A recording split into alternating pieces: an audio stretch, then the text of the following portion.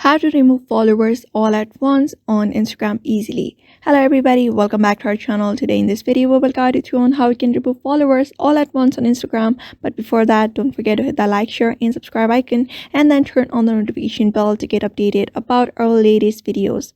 So in order to do so, you may just head over to your profile at the bottom right and you can find a follow section. So usually we don't have the option of removing the followers all at once on Instagram, but there is a way from which we can easily remove.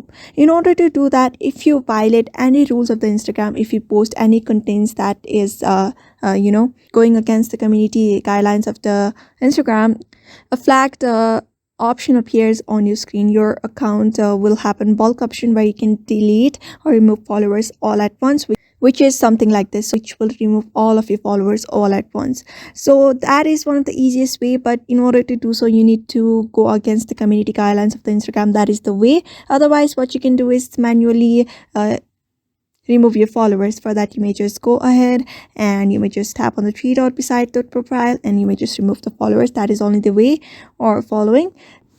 So that is only the way available right now for us in Instagram. So therefore, you may also follow the same step in order to do so. So I hope this video was helpful to you and thank you for watching this video.